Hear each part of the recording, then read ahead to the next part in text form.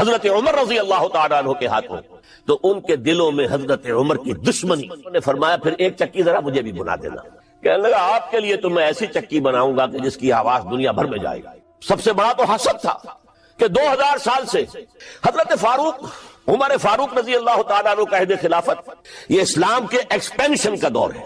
اب جو وہ انٹرنل ڈفٹی ختم ہو گئی، انٹرنلی کنسولیڈیٹ ہو گیا انقلاب محمدی صلی اللہ علیہ وسلم، لہذا پوری طاقت کے ساتھ اب 3 لشکر نکلے ہیں، مشرق کے لیے، شمال کے لیے، مغرب کے لیے، اور فتوحات کا دائرہ شروع ہوا. 10 برس حضرت عمر رضی اللہ تعالیٰ عنہ کے خلافت کے وہ ہیں، نوٹ کیجئے، جس میں ایک سلطنت 2 سپر پاورز اس وقت کی تھی، کئی 100 سال سے چلی آ رہی تھی 2 سپر پاورز، اور دونوں جزیرہ نما عرب کے سر پر بیٹھی ہوئی تھی. سلطنت ایران، عراق سے ہو کر سلطنت ایران، کہ خسرو کے زمانے سے، ذوالقرنین کے زمانے سے عظیم مملکت تھی، سپر پاور. دوسری طرف سلطنت روما، دی رومن امپائر، 3 بر اعظموں کو محیط تھی. رومن امپائر پورا شمالی افریقہ اس کے تحت تھا، پورا مغربی ایشیا اس کے تحت تھا، شام اس کے تحت تھا، ترکی اس کے تحت تھا، اور یورپ کا سارا مشرقی علاقہ اس کے تحت تھا. Roman empire. آپ کو معلوم ہے حضرت عمر کے زمانے میں رضی اللہ تعالی عنہ سلطنت کسریٰ کے تو پرچے اڑ گئے، نام ختم ہو گیا، وجود نہ رہا. عظیم سلطنت کسریٰ، حالانکہ آپ کے علم میں ہوگا ان کا بڑا شاندار ماضی تھا. کہ خسرو اور کہ قباد، بڑے بڑے یہ کیانی کہلاتے ہیں. یہ کیاں جو ہے یہ بڑی عظیم ایک یوں سمجھیے کہ خاندان تھا بادشاہوں کا. لیکن یہ کہ وہ پوری سلطنت کسریٰ ختم ہو گئی. کیوں؟ اس نے حضور کے نامہ مبارک کو چاک کیا تھا، اور حضور نے فرما دیا تھا صلی اللہ علیہ وسلم، خسرو نے میرا خط نہیں چاک کیا، اپنی سلطنت چاک کر دی. اور واقعتاً سلطنت کسریٰ جو ہے ختم ہو گئی، نام و نشان ختم ہو گئی. دوسری طرف سلطنت روما تھی، عیسائیوں کے ساتھ، کیونکہ وہ تھی کرسچین، عیسائیوں کے ساتھ حضور کے زمانے میں کوئی براہ راست تصادم نہیں ہوا تھا. سارا تصادم ہوا تھا یا مشرکین عرب سے اور یا یہودیوں سے. عیسائی جو ہے عریبین پیننسولا میں تھے ہی نہیں، یمن کے علاقے میں کچھ تھے لیکن ان کی کوئی حیثیت نہیں تھی، لہذا کوئی کنفرنٹیشن نہیں ہوئی. دوسرے عیسائیوں میں ابھی اہل علم موجود تھے. جیسے آپ کو معلوم ہے نجاشی بادشاہ کیسے ایمان لے آیا، اس نے حضرت عیسیٰ کے بارے میں پوچھا. حضرت جعفر طیار رضی اللہ تعالیٰ عنہ نے سورہ مریم کی آیات پڑھ کر سنائی، اور اس نے کہا بین ہی جو ان آیات میں تم نے پڑھا ہے، عیسیٰ کی حقیقت اس سے 3 کے برابر بھی زیادہ نہیں ہے. اسی طرح ہرقل نے جب اس کو حضور کا نامہ مبارک پہنچا، اس نے جو بھی پیغامبر آئے تھے ایلچی، ان کا اکرام کیا، احترام کیا. وہ عالم تھا، جان گیا کہ یہ نبی آخر الزمان ہے، چاہتا تھا کہ میں ایمان لے آؤں بشرطے کہ میرے سارے درباری سپہ سالار بھی ایمان لے آئے. جیسے کہ سن 300 عیسوی میں پوری رومن امپائر نے عیسائیت اختیار کی تھی، اس سے پہلے وہ بت پرست تھے. 300 عیسوی میں سلطنت روما کا جو ایمپرر تھا وہ ایمان لے آیا حضرت عیسیٰ پر. اس وقت تک ظاہر بات ہے اسلام حضرت عیسیٰ کا دین تھا، حضور تو ابھی آئے نہیں، حضور کے آنے میں تو ابھی 300 برس سے باقی ہے. وہ عیسائی ہو گیا، پوری مملکت عیسائی ہو گئی، تو وہ نظام جو تھا حکومت کا برقرار رہا، انٹیکٹ رہا. ہرقل یہ چاہتا تھا کہ اسی طرح میری پوری سلطنت ایمان لے آئے تو میری حکومت برقرار رہے. لیکن یہ کہ اس کے جو درباری تھے اور اس کے بڑے بڑے جو سپہ سالار اور جرنیل تھے انہوں نے ریجیکٹ کر دیا، اور یہ بادشاہت کی بیڑی اس کے پاؤں میں پڑی رہ گئی. ایمان تو نہیں لایا لیکن پہچان گیا تھا حضور کو صلی اللہ علیہ وسلم. اور اس سلطنت روما سے پھر آپ کو معلوم ہونا چاہیے کہ مسلمانوں نے اس کی 3 ٹانگوں میں سے 2 ٹانگیں توڑ دی، پورے شمالی افریقہ سے نکال باہر کیا، پورے مغربی ایشیا سے یہ شام اور ترکی کا علاقہ اناطولیہ نکال دیا، اور اس کی سلطنت محدود رہ گئی یورپ کے اندر. تو یہ عظیم کام ہوئے ہیں حضرت عمر رضی اللہ تعالی عنہ کے عہد میں. اب سوچئے اس عظیم ریولوشن کا بھی کوئی کاؤنٹر ریولوشن ہونا چاہیے تھا کہ نہیں. ایرانی بڑے زبردست نیشنلسٹ لوگ تھے، نسل پرست، اپنی نسل پر فخر کرنے والے. ہماری روایات عظیم ہیں، ہم کہ خسرو کے وارث ہیں. اور آپ کو معلوم ہے کہ آخری جو بادشاہ تھا رضا شاہ پہلوی، وہ چاہتا تھا کہ خسرو کے دور کی عظمت اور سطوت کو دوبارہ لے آئے. 2500 سالہ جشن اس نے منایا تھا، وہ چاہتا تھا وہی شان میری ہو جائے جو کہ خسرو کی تھی. یہ جو ان کے اندر نیشنلزم تھا، جب ان کی سلطنت کے پرچے اڑ گئے حضرت عمر رضی اللہ تعالیٰ عنہ کے ہاتھوں، تو ان کے دلوں میں حضرت عمر کی دشمنی، وہ خون کے پیاسے ہو گئے عمر کے رضی اللہ تعالیٰ عنہ. میں یہاں آپ کو ذرا ایک حوالہ دے دوں. فردوسی نے جو شاہ نامہ لکھا، حالانکہ وہ مسلمان تھے لیکن چونکہ پرانے ایرانی ذہن کی عکاسی کر رہے تھے، تو انہوں نے جب کہ عرب فوجیں آئی ہیں تو اس نے ایران کا جو اپنے اوپر فخر تھا اس کی ترجمانی کرتے ہوئے لکھا ہے، زشیر شتر خوردن و سوسمار عرب را باجائیست آیت قرار کہ تختے کیا را کنند آرزو تفو برتو ہے چرخ کرداں تفو، کہ یہ عرب اونٹنیوں کا دودھ پینے والے، گوہ کھانے والے، یہ گوہ ایک بڑی سی چھپکلی کا جیسا جانور ہوتا ہے جو صحرا کے اندر ہوتا ہے اور وہ اپنا ایک گھر بنا کر رہتا ہے، اسے کھاتے تھے۔ تو یہ گوہ کھانے والے، اونٹنیوں کا دودھ پینے والے عرب، آج ان کی یہ جرت، یہ جسارت، یہ ہمت کہ تخت کیاں را کنند آرزو، کہ وہ آج آرزو کر رہے ہیں کہ کئے سلطنت کئے کا تخت جو ہے وہ ہمیں مل جائے۔ تفو برتو ہے چرخ کرداں تفو، تف ہے تجھ پر اے گردش کرنے والے آسمان، تف ہے تجھ پر۔ لہذا اب کاؤنٹر ریولیوشنری موومنٹس آئی ہے، حضرت عمر کی شہادت اس کا نتیجہ ہے۔ ہرمزان ایک جرنیل تھا اور اس کے جنگی جرائم اتنے شدید تھے ایرانی کے کہ واجب القتل تھا، وہ گرفتار ہو کر حضرت عمر کے سامنے پیش کیا گیا۔ حضرت عمر نے فرمایا یہ واجب القتل ہے، اس کی گردن اڑا دی جائے۔ اس کی چالاکی دیکھیے، اس نے کہا امیر المومنین، اے مسلمانوں کے امیر عمر رضی اللہ تعالی عنہ، مجھے ذرا پانی پلوا دیجیے۔ حضرت عمر نے فرمایا پانی لا دو، ایک کٹورے میں پانی دے دیا گیا۔ پھر کہا دیکھیے امیر المومنین، مجھے ضمانت دیجیے کہ جب تک میں یہ پانی پی نہ لوں مجھے قتل نہیں کریں گے۔ فرمایا ہاں ہاں تم پانی پی لو، جب تک یہ پانی تم نہیں پیو گے ہم قتل نہیں کریں گے۔ اس نے وہ کٹورا پھینک دیا، نہ اب میں یہ پانی پی سکتا ہوں نہ آپ مجھے قتل کر سکتے، کیونکہ آپ کا ہے یہ کہ جب تک میں یہ پانی نہیں پیوں گا آپ مجھے قتل نہیں کریں گے۔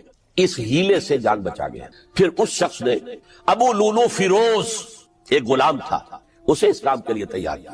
حضرت مغیرہ ابن شعبہ کا غلام تھا وہ، اور حضرت مغیرہ نے اس سے روزانہ کی ایک اجرت کہ تم کام کرو، مجھے صرف 7 آنے روزانہ دے دیا کرو۔ اس نے آ کر حضرت عمر سے کہا کہ میرا جو آقا ہے مغیرہ ابن شعبہ یہ مجھ سے بہت زیادہ طلب کرتا ہے۔ حضرت عمر نے پوچھا کیا دیتے ہو؟ 7 آنے۔ تم کرتے کیا ہو؟ کہ میں نجار بھی ہوں، میں لوہار بھی ہوں، میں یہ کام کرتا ہوں۔ فرمایا اتنے پیشوں کا جاننے والا اس کے لیے یہ روزانہ کا ٹیکس یہ زیادہ نہیں ہے، یہ تمہیں دینا چاہیے۔ اس نے کہا میں چکیاں بھی بناتا ہوں۔ حضرت عمر نے فرمایا پھر ایک چکی ذرا مجھے بھی بنا دینا۔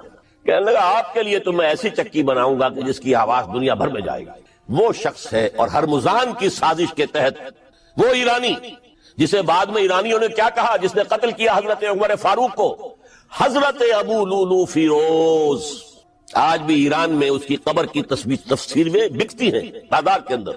حضرت ابو لولو فیروز وہ آیا ہے مسجد نبوی میں، اور آ کر اس نے جبکہ حضرت عمر رضی اللہ تعالی عنہ امامت فرما رہے حملہ کیا، 5-6 وار خنجر کے کیے۔ حضرت عمر رضی اللہ تعالی شدید مجروح ہو گئے۔ یہ انتقام تھا جو عجم نے، وہ سلطنت کے جس کے ٹکڑے ختم ہو گئے تھے، جس کا ٹکڑے کر دیے گئے تھے، اس نے انتقام لیا عالم اسلام سے۔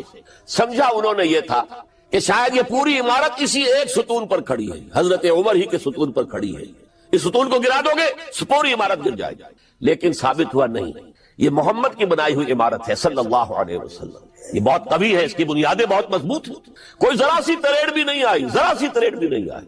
حضرت عمر فاروق کی شہادت کے بعد حضرت عثمان رضی اللہ تعالیٰ عنہ کا دور خلافت شروع ہوا، اور جوں کا تو جو قافلہ چل رہا تھا آگے چلتا چلا گیا۔ حضرت عثمان رضی اللہ تعالیٰ عنہ کے بارے میں بہت قیل و قال ہے، ان پر تنقیدیں بھی کی، اپنوں نے بھی کی ہیں، دشمنوں نے بھی کی، لیکن بات جان لیجئے یہ تاثر غلط ہے کہ ان کے پورے دور خلافت کے اندر فتنہ رہا یا ہنگامہ رہا، قتل غلط۔ 10 برس خلفائے راشدین میں طویل ترین دور خلافت حضرت عثمان کا ہے رضی اللہ تعالیٰ عنہ۔ 12 برس حضرت ابو بکر کے تو 2.25 برس تھے، حضرت عمر کے 10 برس تھے، ان کا 12 برس، اور 12 میں سے 10 سال ایسے تھے بعین ہی جیسے حضرت عمر کے 10 سال۔ امن و امان ہے، سکون ہے، چین ہے، اور قافلہ اسلام بڑھ رہا ہے، فتوحات کا دائرہ بڑھتا چلا جا رہا ہے، فتوحات سیلاب کے مانند آگے بڑھ رہی ہیں۔ تھمتا نہ تھا کسی سے سیل رواں ہمارا یہ سیل رواں کوئی روکنے والی کوئی طاقت دنیا میں رہی نہیں تھی۔ کسرا ختم، سلطنت ایران ختم، اور دوسری سپر پاور سلطنت روما، اس کی 3 میں سے 2 ٹانگیں توڑ دی گئی، 1 رہ گئی۔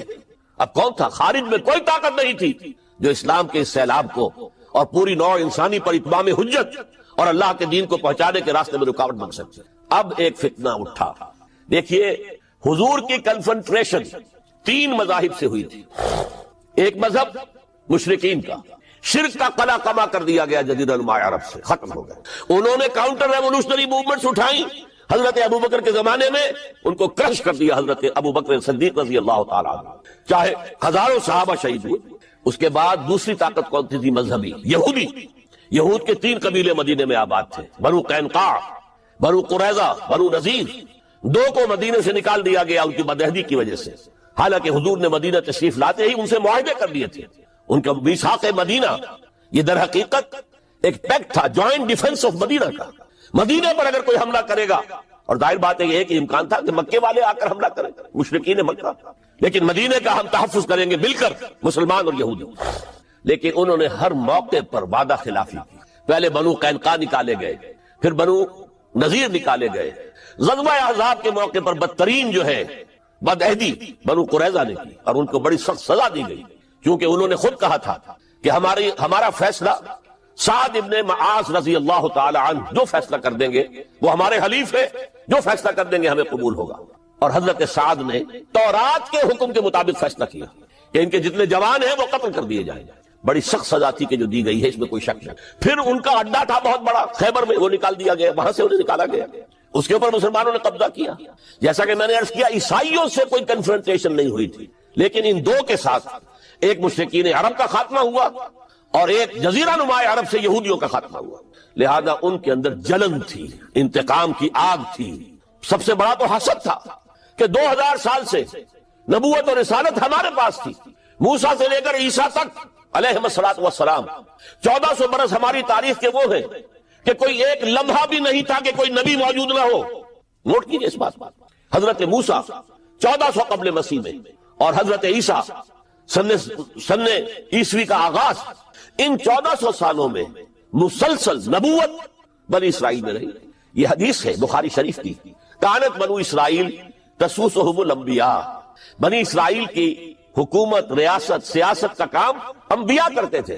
اذا ہلک نبی خلفہ نبی، جب بھی نبی کا انتقال ہوتا تھا ان کا خلیفہ دوسرا نبی ہوتا تھا۔ یہ چین ٹوٹی نہیں، 1400 برس۔ آپ کو معلوم ہے حضرت داؤد بادشاہ بھی ہے، خلیفہ بھی ہے، نبی بھی ہے۔ ان کے بیٹے حضرت سلیمان بادشاہ بھی ہے، نبی بھی ہے، خلیفہ بھی ہے۔ اسی طریقے سے یہ سلسلہ چلتا رہا۔ تورات انہیں دی گئی، انجیل انہیں دی گئی، زبور انہیں دی گئی، بے شمار صحیفے اور دوسرے چھوٹے نبیوں کو دیے گئے۔ لیکن پھر اللہ تعالیٰ نے نبی آخر الزماں کی حیثیت سے محمد الرسول اللہ کو چن لیا، جو اسرائیلی نہیں تھے، جو اسماعیلی تھے، حضرت ابراہیم کے بڑے صاحبزادے حضرت اسماعیل علیہ السلام کی اولاد میں سے۔ اس پر انہیں سخت رنج، حالانکہ وہ پہچانتے تھے حضور کو، ان کی کتابوں میں جو نشانیاں لکھی تھی وہ پوری حضور پر جو ہے متفق ہو رہی تھی۔ قرآن کہتا ہے یعرفونہ کما یعرفون ابناہم، وہ ایسے پہچانتے ہیں محمد کو صلی اللہ علیہ وسلم جیسے کہ اپنے بیٹوں کو پہچانتے ہیں۔ لیکن انہوں نے نہیں مانا، بدترین دشمن، حسد کی آگ میں جلنے والے، اور آج تک وہی معاملہ ہے۔ ان کی نیچر تبدیل نہیں ہوئی ہے۔ اب جو کچھ قیامت صغریٰ آنے والی ہے مڈل ایسٹ میں، عراق پر حملے کے بعد جو کچھ ہوگا، اس سب کی سازش کس نے کی ہے؟ یہود۔ یہ ساری اسرائیلی سازش۔ بہرحال یہ علیحدہ بات ہو جائے گی۔ اب انتقام یہودیوں کا آیا۔ یہودیوں کو یہ معلوم تھا ہم تعداد میں اتنے کم ہیں اور ڈسپرسڈ ہیں۔ سن 70 عیسوی میں ایک رومن جنرل ٹائٹس، اس نے حملہ کر کے یروشلم بیت المقدس کی اینٹ سے اینٹ بجائی، 1,33,000 یہودی ایک دن میں قتل کیے۔ اور ان کا سیکنڈ ٹیمپل جو تھا، جو حضرت سلیمان نے بنایا تھا، معبد، عبادت گاہ، ہم تو اسے مسجد کہیں گے، مسجد اقصیٰ، لیکن انہوں نے اسے کہا ہیکل، ٹیمپل، اس کو گرا دیا تھا نبوکدنضر نے 587 عیسوی میں۔ دوبارہ انہوں نے بنایا، اسے ٹائٹس نے گرا دیا، وہ آج تک گرا پڑا ہوا ہے، آج تک۔ صرف ایک دیوار اس کی سلامت ہے جسے وہ ویلنگ وال کہتے ہیں، وہاں جا کر ماتم کرتے ہیں، روتے ہیں، پیٹتے ہیں۔ اور اس کو اس وقت سے نکال دیا گیا یہودیوں کو، نکل جاؤ فلسطین سے، بھاگ جاؤ یہاں سے، دفع ہو جاؤ۔ لہذا وہ ڈسپرس ہو گئے، کوئی یورپ چلے گئے، کوئی روس چلے گئے، کوئی ہندوستان چلے گئے، کوئی افریقہ کے ممالک میں چلے گئے، کچھ ایران میں آ گئے۔ یہ سب، اس کو وہ کہتے ہیں ڈایاسپورا، ہمارا وہ دور جس میں ہم دنیا میں منتشر تھے۔ جب پوری دنیا میں منتشر تھے تو ظاہر بات ہے کسی فوجی مہم کے ذریعے سے مسلمانوں سے انتقام لینا ممکن نہیں تھا، لیکن انتقام لیا ایک ایسی سازش کے ذریعے سے، ایک ایسا فتنۃ الکبریٰ جو ہے برپا کیا ہے، جس کا کہ میں ابھی آپ سے اندازہ کرتا ہوں، جس کے نتیجے میں حضرت عثمان رضی اللہ تعالیٰ عنہ شہید ہوئے۔ اس کو یوں سمجھیے کہ حضور کے دور میں جن لوگوں نے شہادتیں پیش کی، انہوں نے اسلام کو قائم کرنے کے لیے شہادتیں دی۔ اب دور خلافت راشدہ میں جو شہادتیں پیش کی گئیں، وہ اسلام کو قائم رکھنے کے لیے جو عمارت بن گئی ہے اب گرنے نہ پائے، اسے دشمن گرا نہ دے، اس ڈیفنس کے اندر، اس تحفظ کے اندر جانے دی، ہزاروں نے دی۔ آج اہل تشیع میں سے بعض حضرات کہتے ہیں کہ یہ عبداللہ ابن سبا یہ تو افسانوی شخصیت، اس کی حقیقت کوئی تھی ہی نہیں، حالانکہ ان کی اپنی کتاب میں رجال کشی کے اندر اس کا ذکر موجود ہے، اور یہ بھی موجود ہے کہ حضرت علی رضی اللہ تعالیٰ عنہ نے اپنے عہد خلافت میں اسے زندہ جلوایا ہے۔ اس کی وجہ کیا تھی؟ یہ آیا مدینے کے اندر اسلام کا لبادہ اوڑھ کر اس نے چند عقیدوں کی اشاعت شروع کی۔ سب سے پہلے حضرت علی تو خدا ہیں، گاڈ انکارنیٹ، اوتار کا تصور، جیسے ہندوؤں میں ہے رام چندر جی خدا کا اوتار، اور عیسائیت میں بھی پہلے گاڈ انکارنیٹ کا تصور تھا کہ حضرت مسیح خدا کا اوتار، انکارنیشن آف گاڈ۔ تو اس نے کہا کہ حضرت علی تو خدا کا اوتار ہے، خدا ہے۔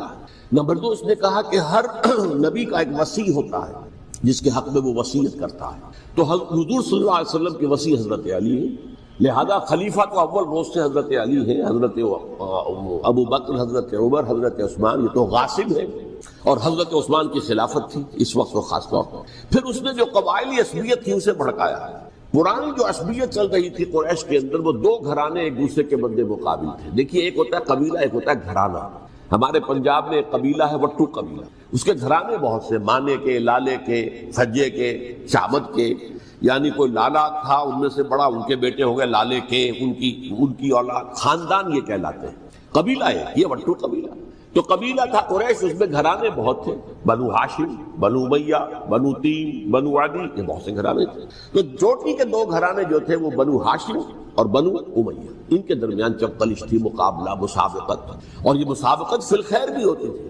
اگر انہوں نے غریبوں کو کھانے کھلائے ہیں تو ہم ان سے بڑھ کر کھلائیں گے، اگر وہ حاجیوں کی خدمت کرتے ہیں تو ہم ان سے بڑھ کر کریں گے۔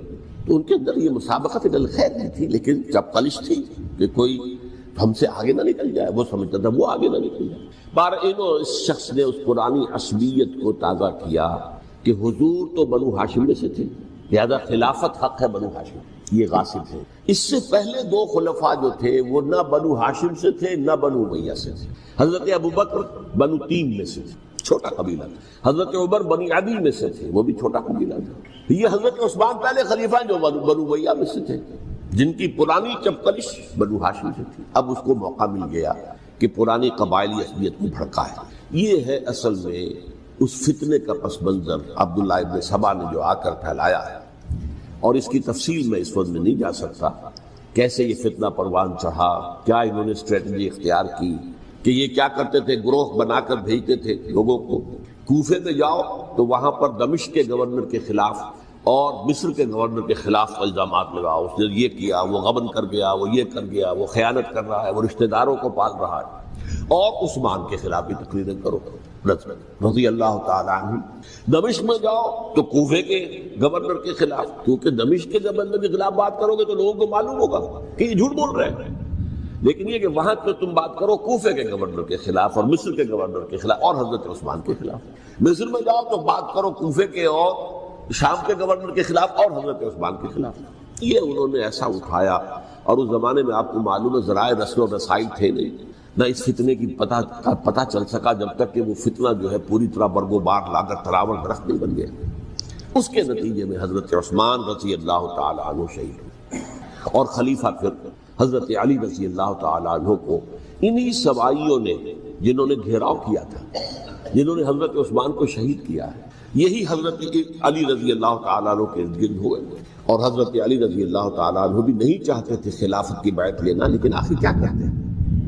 کیا وہ امت کو بغیر خلیفہ کے چھوڑ دیتے؟ حضرت زبیر سے کہا گیا، انہوں نے نہیں مانا، رد کر دی بات۔ حضرت طلحہ سے کہا گیا، انہوں نے نہیں مانا، حضرت علی سے کہا گیا۔ اب عشرہ مبشرہ میں سے یہی تو تھے نا، لہذا انہوں نے تسلیم کر لیا، خلافت ہو گئی۔ لیکن اس کے بعد جو خانہ جنگی ہوئی، اس خانہ جنگی کے نتیجے میں نوٹ کر لیجئے کہ 1,00,000 کے قریب مسلمان ایک دوسرے کی تلواروں اور نیزوں اور برچھیوں اور تیروں سے ختم ہلاک۔ یہ ہماری تاریخ کا تاریخ ترین باب ہے۔ 5 سال، 4.5 سال حضرت علی کی خلافت کے، اور 6 مہینے حضرت حسن سے رضی اللہ تعالیٰ عنہ۔ اس سے کیا ہوا کہ ایک طرف تو اسلام کی جو توسیع ہو رہی تھی، تھمتا نہ تھا کسی سے سیل رواں ہمارا، وہ سیلاب رک گیا، انٹرنل سیبوٹاج ہو گئی نا، اب تو اندر ہی آپس ہی میں اگر دستوں گریبان ہو گئے تو باہر اب کیا توسیع کرتے ہیں، وہ توسیع کا عمل ہو گیا۔ اور یوں سمجھیے کہ جیسے ٹرک اگر کبھی چل رہا ہو، بھرا ہوا ہو، لوڈنگ، اور وہ چڑھائی چڑھ رہا ہو، تو اگر کہیں موشن ٹوٹ جائے، ٹرک کو رکنا پڑے، تو ڈرائیور کے جان پر بن جاتی، اس لیے کہ اس کو دوبارہ سٹارٹ کرنا، اور جبکہ وہ چڑھائی پر ہے، انکلائن پر ہے، آسان کام نہیں ہے، خطرہ ہوتا ہے وہ پیچھے جو ہے وہ نہ جائے۔ اور پہاڑی علاقوں میں آپ کو معلوم ہے ذرا پیچھے چلے جانے کا مطلب جو ہے بہت خطرناک جو ہے نتیجہ نکل سکتا ہے۔ بہرحال حضرت علی رضی اللہ تعالیٰ عنہ نے اپنے خلافت میں ایک کام یہ کیا، اب اس کی کیا مصلحتیں تھیں یہ تو انہی کے علم میں ہوگا، ہم قیاس کر سکتے ہیں، میں اس طرف میں نہیں جانا چاہتا۔ ابھی تک خلافت کا مرکز تھا مدینہ منورہ، حضرت ابوبکر، حضرت عمر، حضرت عثمان، وہیں جہاں حضور صلی اللہ علیہ وسلم رہے تھے اور جہاں پر کہ حضور مدفون تھے۔ لیکن حضرت علی نے اپنا مرکز جو ہے وہ کوفہ بنا۔ اچھا، اس کی ایک ظاہری وجہ یہ سمجھ میں آتی ہے کہ اسلام کا جو پھیلاؤ ہو گیا تھا، وہ سلطنت اتنی وسیع ہو گئی تھی کہ مدینہ منورہ بہت جنوب میں اور بڑے صحرا کو عبور کر کے جانا ہوتا تھا۔ کوفہ جبکہ ایسی مقام پر تھا کہ جہاں سے مشرقی راستہ جا رہا ہے ایران کو، عراق کے اندر تو ہے وہ شہر کوفہ، اور پھر ایران اور خراسان اور ہندوستان کو راستہ جا رہا ہے، وہیں سے شمال کی طرف جا رہا ہے، شام کی طرف اور ترکی کی طرف، اور وہاں سے پھر یہ کہ مغربی افریقہ کو بھی کنٹرول کرنا، جو شمالی افریقہ کو بھی آسان تھا۔ بہرحال حضرت علی نے کوفہ کو اپنا مرکز بنایا، اور نتیجہ یہ ہوا کہ سبائیوں کا بھی مرکز وہی بن گیا، چونکہ انہوں نے اپنے آپ کو گردا گرد رکھا حضرت علی کے رضی اللہ تعالیٰ عنہ۔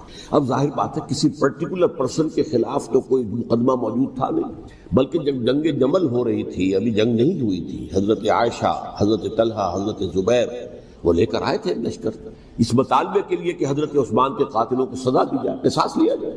حضرت علی رضی اللہ تعالیٰ عنہ سے گفت و شنید ہو رہی تھی، حضرت علی جو ہے اس پر آمادہ ہو گئے کہ ٹھیک ہے، میں جو بھی قاتلین عثمان ہیں ان کو گرفتار کر کے سزا دوں گا۔ عین اسی وقت کوفے کی مسجد کے اندر جو ہے 10,000 کا مجمع کھڑا ہو گیا، ہم سب قاتل عثمان ہیں، لو ہم سے بدلہ کہاں سے لوگ، اور انہوں نے کیا کیا، جاتے ہی جنگ چھیڑ دی، جب چھڑ جائے تو یا مرو یا مارو، اس کے علاوہ تو کوئی چارہ کار ہوتا ہی نہیں۔ ایک رات میں 10,000 مسلمان شہید ہوئے، جن میں 2 عشرہ مبشرہ میں سے حضرت زبیر اور حضرت طلحہ رضی اللہ تعالیٰ۔ تو یہ صورت تھی، سبائیوں نے گھیراؤ کیا حضرت علی کا رضی اللہ تعالیٰ۔ حضرت معاویہ دعوے دار نہیں تھے خلافت کے، قطعاً نہیں، ان کا صرف ایک دعویٰ تھا، اور وہ یہ تھا کہ عثمان کے قاتلوں کو گرفتار کرو، یا خود سزا دو یا ہمارے حوالے کرو، ہم اس سے قصاص لیں گے۔ اس لیے کہ قبیلہ بنو امیہ کا تھا، اور حضرت ابی معاویہ بنو امیہ میں سے، تو ایک خاندانی طور پر جو ہے ہم قصاص لیں گے ان سے جنہوں نے قتل کیا ہے حضرت عثمان۔ لیکن یہاں ظاہر بات ہے کہ حضرت علی رضی اللہ تعالیٰ عنہ کی طرف سے مطالبہ یہ ہوتا تھا، تم پہلے میری بیعت کرو، میرے ہاتھ مضبوط کرو تاکہ میں ان کے خلاف کوئی اقدام کر سکوں۔ لیکن انہیں یہ اندازہ تھا کہ اگر میں نے بیعت کی تو ظاہر بات ہے کہ حضرت علی تک پہنچنے سے پہلے مجھے گردن اڑا دیں گے یہ لوگ، اس لیے کہ سبائی جو ہے وہ آپ کو گھیرے ہوئے۔ بہرحال ایک عجیب الجھاؤ، ایک ڈائلیما تھا جس کی وجہ سے یہ جنگ چلتی رہی، اور حضرت علی رضی اللہ تعالیٰ عنہ کو انہی کے شیعان علی ہی کے اندر سے وہ جماعت علیحدہ ہوئی تھی جس کو ہم خوارج کے نام سے جانتے ہیں، اور ایک خارجی ملجم ابن ملجم ہی نے حضرت علی کو شہید کیا رضی اللہ تعالیٰ عنہ۔ پھر حضرت حسن رضی اللہ تعالیٰ عنہ، اب دیکھیے کس قدر صحیح بات تھی جو حضرت علی رضی اللہ تعالیٰ عنہ نے فرمائی جب ان سے کہا گیا کہ کیا ہم آپ کے بیٹے حسن کے ہاتھ پر بیعت کر لیں رضی اللہ تعالیٰ عنہ۔ فرمایا نہ میں تمہیں اس کا حکم دیتا ہوں نہ میں اس سے روکتا ہوں، یہ تمہارا معاملہ ہے، امرہم شورا بینہم، تم اپنے باہمی مشورے سے جو فیصلہ کرو گے ٹھیک ہے، میں نہ حکم دیتا ہوں نہ روکتا ہوں۔ اس کا کیا مطلب ہے؟ باپ کے بعد بیٹے کی خلافت ہرگز حرام نہیں ہے، ورنہ کہتے کیسے ہو سکتا میرا بیٹا؟ نہیں، یہ نہیں کہا۔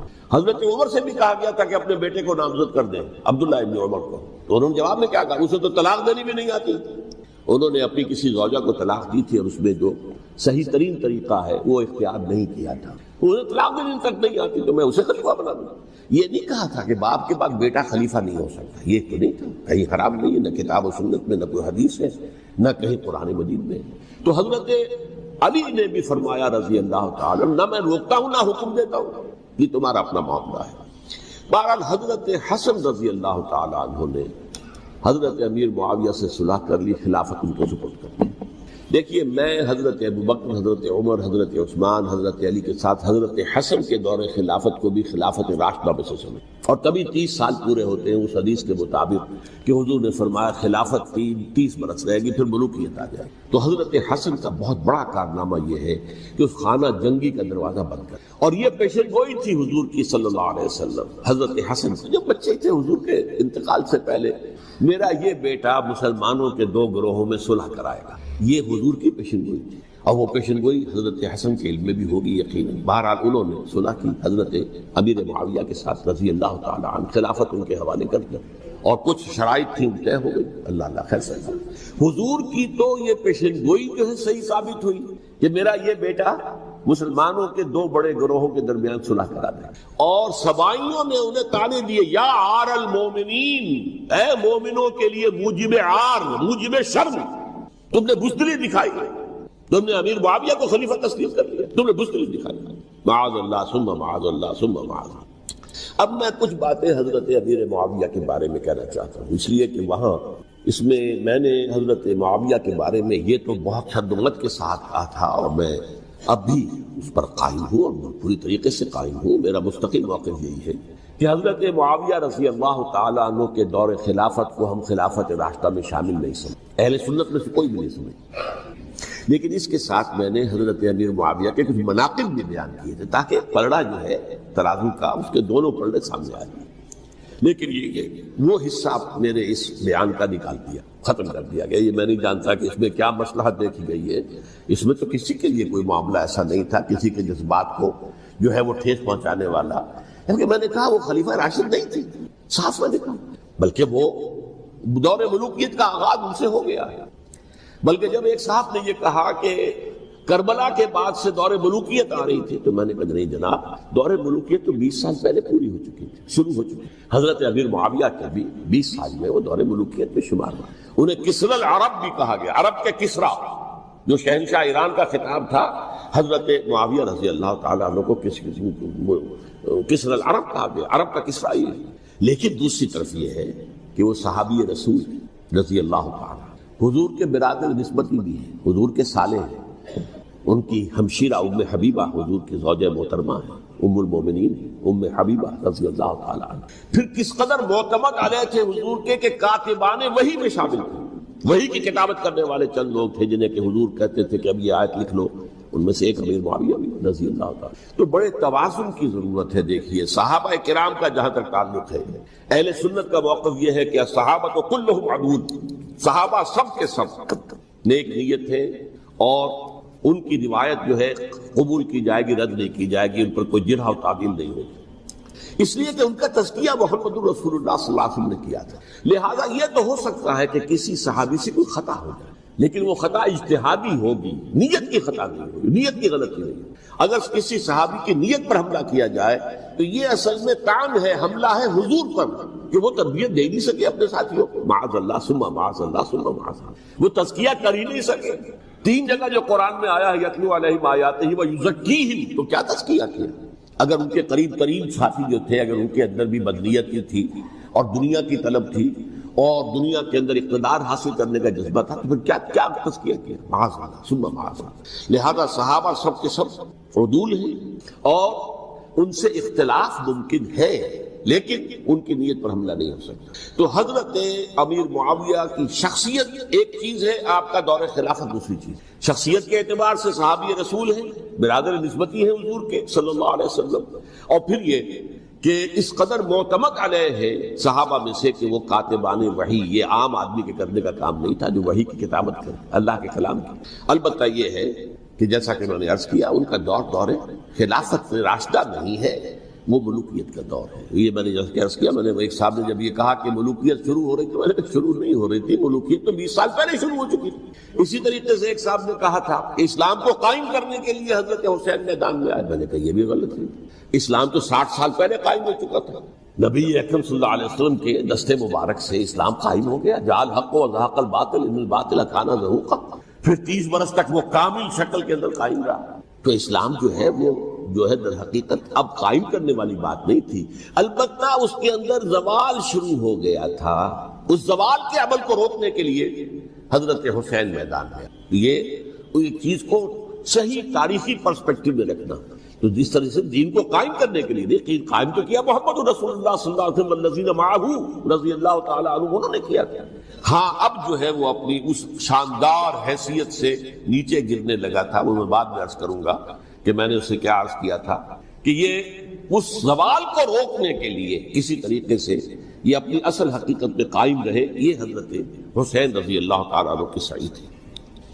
اچھا، حضرت امیر معاویہ کے جو 20 سال ہیں وہ پورے امن، سکون، اطمینان، کوئی جھگڑا، کوئی فساد، کوئی اختلاف، کوئی باہمی خانہ کچھ 20 سال. یہ بھی تاریخ کی بڑی چشم کشا حقیقت ہے جو عام طور پر لوگوں کے علم میں نہیں ہے. سبائی بھی دبکے رہے. حضرت امیر معاویہ کی حکومت اتنی مضبوط تھی، کنٹرول، کہ ان کو کچھ سر اٹھانے کا موقع نہیں ملا. موجود تھے، دبکے رہے. جیسے کہ میں نے کہا ریولیوشن کے آخری مرحلے پر آ کر جو مخالفین ہیں وہ دب جاتے ہیں کہ پھر دیکھیں گے موقع ملے گا تو پھر لیں گے ان سے حساب کتاب. 20 سال رہے ہیں پورے امن کے. 10 سال کے بعد یعنی درمیان میں ہے حضرت امیر معاویہ کا عہد خلافت. ایک صحابی جو کہ بزرگ صحابہ میں سے ہیں، مغیرہ بن شعبہ رضی اللہ تعالی عنہ، وہ آتے ہیں اور وہ کہتے ہیں کہ دیکھیے امیر المومنین، کتنی بڑی خانہ جنگی رہی تھی مسلمانوں کی آپس میں، اور اب بھی اگر آپ کسی کو نامزد کیے بغیر چھوڑ گئے امت کو تو پھر خانہ جنگی ہو جائے گا. 1 لاکھ اس وقت جو ہے وہ ہلاک ہوئے تھے، نہ معلوم اب کتنے ہلاک. لہذا آپ اپنی زندگی ہی میں نامزد کر دیجئے کسی کو خلیفہ، ولی عہد بنا. حضرت امیر معاویہ نے ابتداءً جو ہے انکار کیا نہیں، لیکن ان کے دلائل ایسے تھے وزنی، اور میں سمجھتا ہوں کہ وہ بات صحیح تھی جو مغیرہ ابن شعبہ نے کہی. اس لیے کہ اب صحابہ کرام میں سے جو کبار صحابہ تھے وہ تو سب دنیا سے رخصت ہو چکے تھے. اب تو یا صغار صحابہ رہ گئے تھے جو حضور کے زمانے میں بچے تھے، حضرت حسن، حضرت حسین، عبداللہ ابن زبیر، یہ بچے تھے نا، یا تو وہ تھے، اور یا بالکل نو مسلم تھے. اور نو مسلموں میں بڑی تعداد وہ تھی جو ایرانیوں کی تھی، شامیوں کی تھی، ادھر کی تھی، ادھر کی تھی. تو ان کو تو ظاہر بات ہے کہ تربیت نبوی سے کیا خلافت راشدہ سے بھی اکثر و بیشتر کو کوئی حصہ ملا ہی نہیں. تو اس صورت میں اب وہ اعلیٰ ترین معیار پر حکومت کے نظام کو قائم کرنا ممکن نہیں ہے. کوئی قبائلی عصبیت جب تک حکومت کی پشت پر نہیں ہوگی حکومت مستحکم نہیں ہوگی. یہ گویا کہ ایک جس کو کہتے ہیں کہ حقیقت بینی، واقعیت پسندی، ایک آئیڈیالزم ہے اور ایک ریئلزم ہے کہ آپ فیکٹس آن دی گراؤنڈ کو غور کریں، سوچیں اس کے اوپر اور پھر کوئی فیصلہ کریں. اس اعتبار سے پھر حضرت امیر معاویہ نے بات مان لی اور بیعت لے لی لوگوں سے حضرت یزید کے لیے کہ یہ خلیفہ ہوں گے میرے بعد. اس کو ولی عہدی کہیں. اچھا، اس وقت 5 افراد ایسے تھے کہ جنہوں نے اس سے اختلاف کیا. یہ بات بہت اہم ہے. میرا کتاب کیا ہے، سانحہ کربلا، اس کے کچھ نسخے آج یہاں ہوں گے، آپ لوگ پڑھیے اسے غور سے اور پھیلائیے تاکہ حقیقت سامنے آئے. 5 افراد کون تھے جو ہونے چاہیے؟ ابو بکر فوت ہو گئے، ان کے بیٹے عبد الرحمن ابن ابی بکر. عمر فوت ہو گئے، ان کے بیٹے عبداللہ ابن عمر. عباس فوت ہو گئے، ان کے بیٹے عبداللہ ابن عباس. زبیر فوت ہو گئے، ان کے بیٹے عبداللہ ابن زبیر. اور حضرت حسن جو ہے ان کا انتقال ہو چکا تھا، حضرت علی کے بیٹے حضرت حسین رضی اللہ تعالی عنہ مجمعین. حضرت حسن کے بارے میں ایک فریق کا کہنا یہ ہے کہ انہیں زہر دے کر ہلاک کیا، اہل تشیع کا قول ہے، جبکہ اہل سنت کہتے ہیں کہ نہیں، وہ اپنی جو بھی طبی موت تھی اس سے ان کی وفات. لیکن میں اس میں نہیں جانا چاہتا، اس لیے کہ یہ مائکرو ہسٹری جو ہے نا، وہ تو ایک ایک واقعے کے لیے ادھر کی روایات کیا، ادھر کی کیا ہیں، ان کے پاس کیا دلائل، یہ تو کسی ریسرچ اسکالر کا موضوع، میرا موضوع نہیں. لیکن بہرحال یہ 5 حضرات تھے جنہوں نے ولی عہدی کی بیعت نہیں کی. لیکن حضرت معاویہ اتنے حریب الطبع انسان تھے، انہوں نے جبر نہیں کیا، کوئی تشدد نہیں کیا. ٹھیک ہے، ولی عہدی کی بیعت نہیں کر رہے، کوئی بات نہیں، میری بیعت تو کی ہوئی ہے نا، ابھی تو میں زندہ ہوں، بات ختم ہو گئی. میری بیعت کو تو نہیں توڑا انہوں نے، فسخ بیعت نہیں کی. اس اعتبار سے انہوں نے نہ کوئی تشدد کیا، نہ جبر کیا، نہ کوئی مواخذہ کیا. لیکن جب امیر معاویہ کا انتقال ہو گیا، اب ولی عہدی کی بجائے وہ اب خلافت کی بیعت کر، سب لوگوں نے بیعت کر لیا. ان 5 میں سے ایک فوت ہو چکے تھے، حضرت عبد الرحمن ابن ابی بکر فوت ہو چکے رضی اللہ عنہ. 4 تھے، ان 4 میں ایک اختلاف ہوا. 2 کی رائے یہ تھی، عبداللہ ابن عمر، عبداللہ ابن عباس، کہ اگرچہ یہ کام غلط ہوا ہے، اسلام کی روح کے منافی ہوا ہے، یہ بادشاہت کی بنیاد پڑ رہی ہے، لیکن یہ بات ایسی نہیں ہے کہ اس کی بنا پر ہم خانہ جنگی شروع کروا دیں، امت کے اندر خون خرابہ کروائیں، فساد کروائیں. لہذا انہوں نے بیعت کر لی. اب کوئی اگر یہ کہے معاذ اللہ کہ وہ بک گئے تھے یزید کے ہاتھ میں، معاذ اللہ ثم معاذ اللہ، وہی بات آپ اختلاف کر سکتے ہیں کہ انہیں نہیں کرنی چاہیے تھی، یہ کوئی رائے رکھے، مجھے اختلاف نہیں، لیکن ان کی نیت پر حملہ کریں گے تو حملہ محمد رسول اللہ پر ہوگا صلی اللہ علیہ وسلم۔ عبداللہ ابن عمر کون ہے؟ کتنی حدیثیں ان سے جو ہے وہ منقول ہیں۔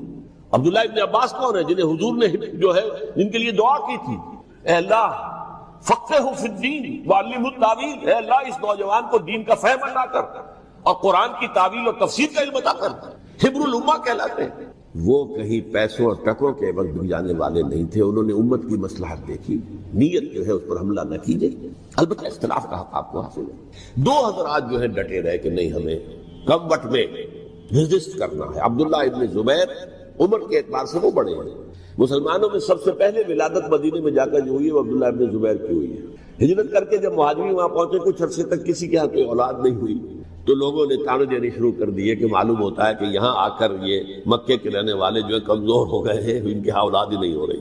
پھر عبداللہ ابن زبیر کی ولادت ہوئی ہے، یہ حضرت ابو بکر کے نواسے ہیں، حضور کی زوجہ محترمہ حضرت عائشہ کی بہن، حضرت دیکھیے ابھی نام نکل گیا ہے جی، حضرت اسماء رضی اللہ تعالی عنہا عنہما، یہ ان کے صاحبزادے ہیں، حضرت زبیر کے بیٹے۔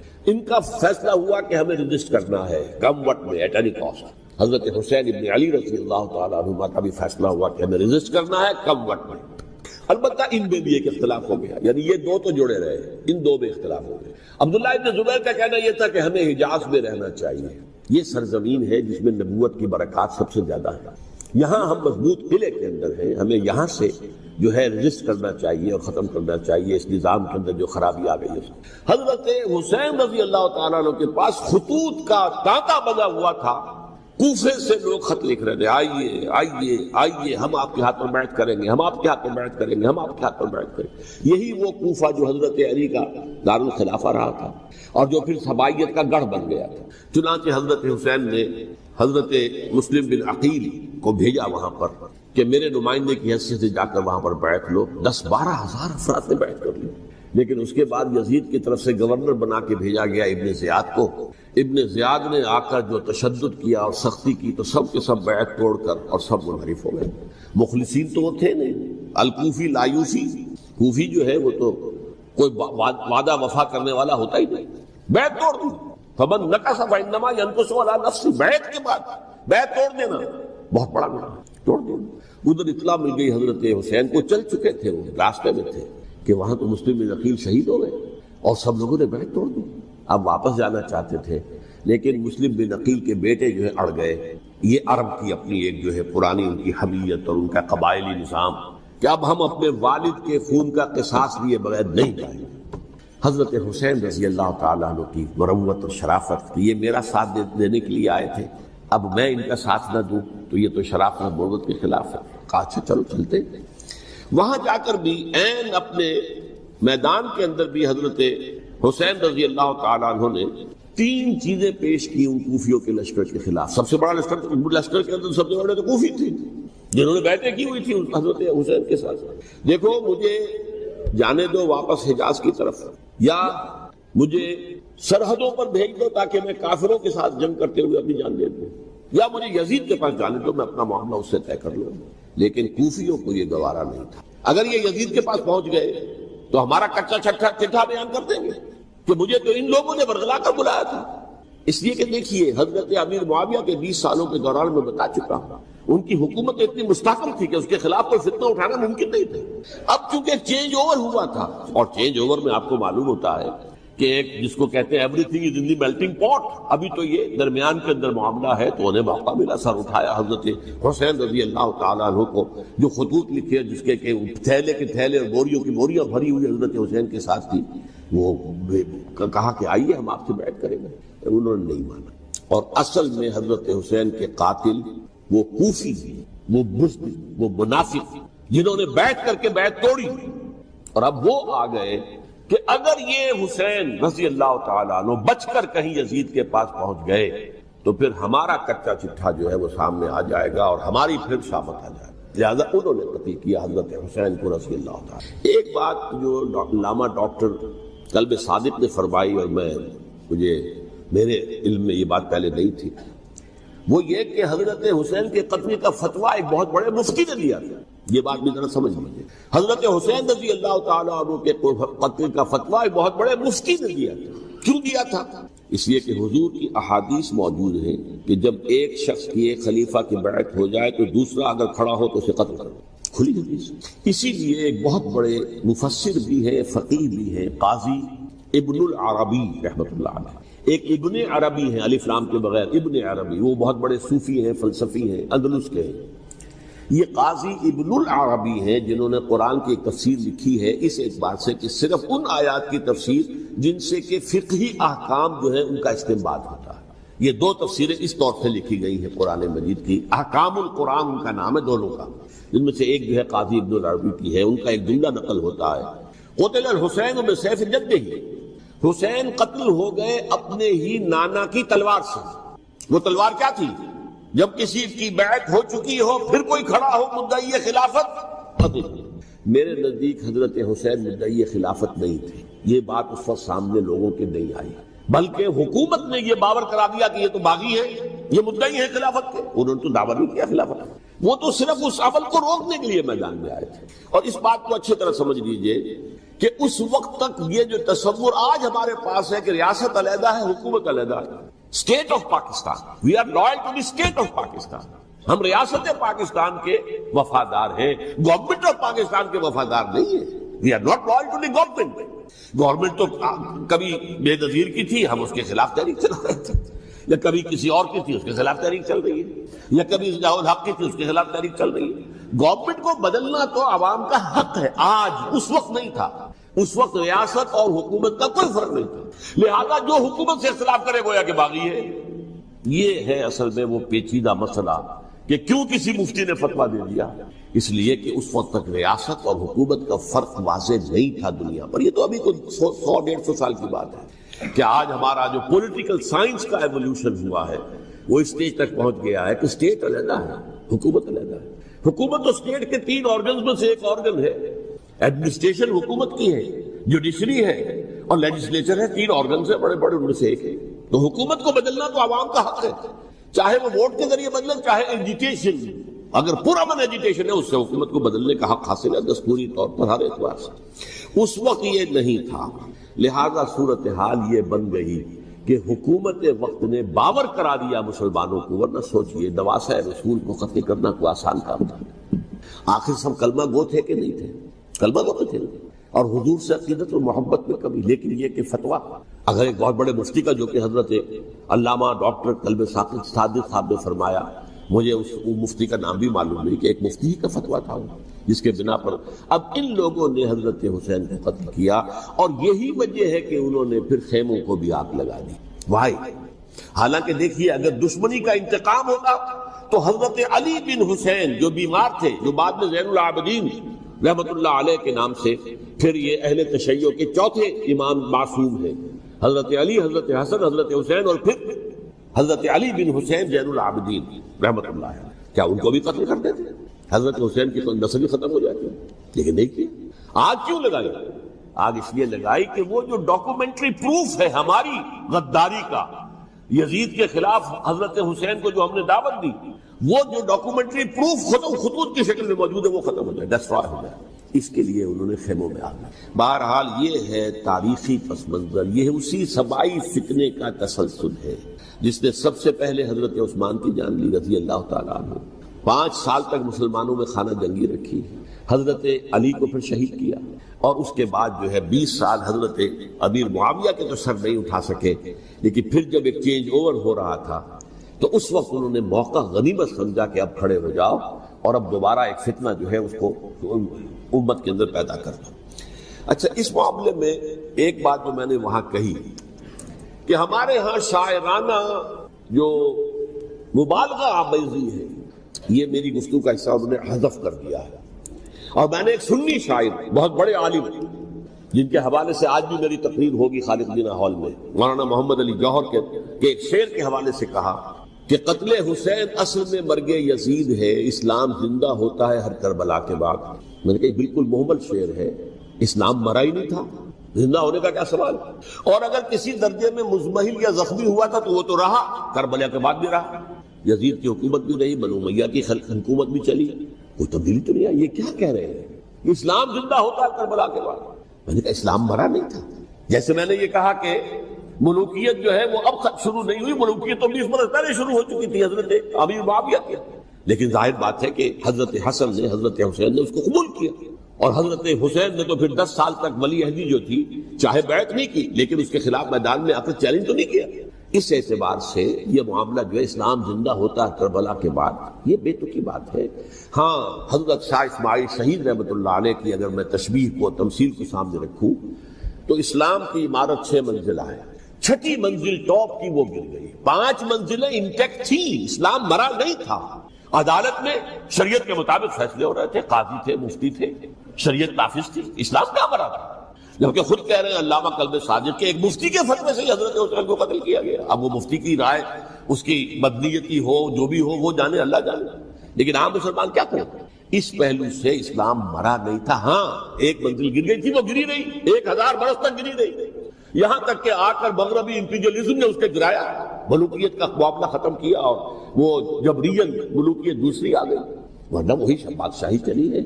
بلکہ دور بنو امیہ میں وہ بادشاہی پوری طرح اس نے بالوں پر نہیں نکالے تھے، اصل بالوں پر تو اس نے نکالے ہیں دور بنو عباس میں آ کر. اور پھر سلاطین جو ہے ترک، جو ترک خلفاء ہے، ان کا بھی بادشاہت تھی، اور کیا تھا، وہ خلافت تو نہیں تھی. تو یہ تو اسلام میں جو بھی نقص واقع ہو گیا تھا، کبھی واقع ہو گئی تھی، وہ جو کتنی برقرار ہے، اس کو بھی تسلیم کیا. میں اللہ کا شکر ادا کر کے کہتا ہوں کہ دونوں حضرات، دونوں شیعہ دانشور اور بڑی اعلیٰ سطح کے جو شیعہ عالم تھے، انہوں نے اس بات کو تسلیم کیا اور میری اس بات کو چیلنج نہیں کیا. اصل میں تیسری بات میں نے یہ کہی کہ دیکھیے حضرت حسین رضی اللہ تعالی عنہ کی اس شہادت کے بعد، اس کے بعد واقعہ حرہ بھی ہوا، جو واقعہ کربلا سے بھی بعض اعتبارات سے زیادہ بھیانک اور زیادہ گھناؤنا واقعہ ہے بنو امیہ کی تاریخ ہے، جس کو لوگ جانتے ہی نہیں. مدینے کے کچھ لوگوں نے بغاوت کی اور انہوں نے اس کے خلاف فوج بھیجی، اور فوج کو جب مدینہ فتح کر لیا 3 دن کے لیے حلال کر دیا، جو چاہو کرو، یہاں جسے چاہو مارو، جسے چاہو لوٹو، جس کا گھر چاہو برباد کرو، جس عورت کو چاہو ریپ کرو. اور یہ مدینہ النبی کے اندر ہوا. تو کاٹ کھانے والی ملوکیت کے اندر بہت سے واقعات تھے. عبداللہ ابن زبیر کھڑے ہوئے، انہوں نے حکومت قائم کی تھی، لیکن یہ کہ وہ تو 6 سال کے لیے کامیاب بھی رہے، ایک حکومت قائم کی، بنو امیہ کے ہاتھ پر بیٹھ نہیں کی، بالآخر ان کی حکومت بھی ختم ہو گئی. پھر حضرت زید کھڑے ہوئے، انہوں نے بغاوت کی، وہ بھی ناکام رہ گئے. پھر بنو عباس میں کھڑے ہوئے حضرت نفس زکیہ، حضرت حسن رضی اللہ تعالیٰ عنہ کے اولاد میں سے، وہ بھی ناکام ہو گئے، شہید ہو گئے. پھر یہ سمجھ لیا گیا کہ اب یہ جہاں تک 6ٹھی منزل ہے وہ تو دوبارہ تعمیر نہیں ہو سکتی. یہ تو جس کی لاٹھی اس کی بھینس، جس کے پاس طاقت ہوگی اس کی حکومت ہوگی، جس کا قبیلہ زیادہ قوی ہوگا، جس قبیلے میں زیادہ عصبیت ہوگی، مضبوط ہوگا، متحد ہوگا، طاقتور ہوگا، اسی کی حکومت ہوگی. البتہ اس کے نیچے لوگوں کے اخلاق کی اصلاح کرو. صوفیاء کرام نے وہ کام اپنے ذمے لیا، اور بالکل وہی کام ہے کہ جو ائمہ اہل بیت کرتے رہے. حضرت حسن کی اولاد میں، پھر حضرت علی بن حسین رضی اللہ تعالی، حضرت حسین کی اولاد میں، پھر امام محمد باقر، امام محمد جعفر صادق، اور اس کے بعد بھی 5 اور. کسی نے بغاوت نہیں کی. جیسے علماء کرام کام کر رہے تھے اور جیسے صوفیاء کرام کام کر رہے تھے، ایسے ہی وہ مسلمانوں کی علمی تربیت، روحانی تربیت اور تزکیہ کر رہے تھے. کسی نے حکومت کو چیلنج نہیں کیا. نوٹ کر لیجیے اس بات. حضرت علی نے بھی چیلنج نہیں کیا تھا، حضرت حسن نے چیلنج نہیں کیا، خود صلح کر لیا. تو ائمہ اہل بیت جو 12 یہ گنتے ہیں، جن میں سے آخری جو ہے حضرت مہدی کو تو ابھی ظاہر ہونا ہے، ان کے عقیدے کے مطابق وہ روح پوش ہیں، وہ ظاہر ہوں گے. لیکن 11 حضرات کے بارے میں یہ کہ حضرت حسین کے سوا کسی نے بھی چیلنج نہیں کیا موت کے نظام. اور حضرت حسین نے بھی اس مغالطے پر کیا کہ کوفی ساتھ دیں گے، اور یہ موقع ہے کہ یہ جو 6ٹھی منزل اسلام کی گر گئی ہے، اسے دوبارہ تعمیر کر دیا جائے. انہوں نے خلافت کا دعویٰ نہیں کیا تھا، یہ انہیں عوام کو مغالطے میں مبتلا کیا گیا کہ یہ خلافت کا مدعی ہو کر سامنے آیا. جیسا کہ میں نے آپ سے کہا تھا، امیر معاویہ نے حضرت علی کے عہد خلافت میں کبھی خلافت کا دعویٰ نہیں کیا. مدعی خلافت نہیں تھے، وہ تو یہ کہتے تھے کہ قاتلان حسین جو ہے، قاتلان عثمان کو سزا دو، قصاص دو، بس. اسی طرح حضرت حسین نے بھی، اب دیکھیے اس ضمن میں اس میں کوئی شک نہیں ہے، حضرت حسین رضی اللہ تعالی عنہ کی جو شہادت ہوئی ہے، ان کے ساتھیوں کی، اعزاء و اقارب کی، تاریخ انسانی میں یہ عزم، ہمت، شجاعت، مثابرت، صبر، استقلال، استقامت، اس کی بہت روشن مثال ہے، بہت روشن مثال ہے، بہت روشن مثال ہے۔ لیکن اس سے تاریخ کی رفتار پر کوئی اثر نہیں پڑا۔ وہ جو ملوکیت آ گئی تھی وہ اور گہری سے گہری ہوتی چلی گئی۔ واقعہ کربلا کے بعد تو واقعہ ہررا ہوا میں نے گنوا دیا، اس سے زیادہ تو میرے خیال میں کہ اور ہمارے لیے لائق شرم جو ہے کوئی واقعہ ہے ہی نہیں۔ اس پہلو سے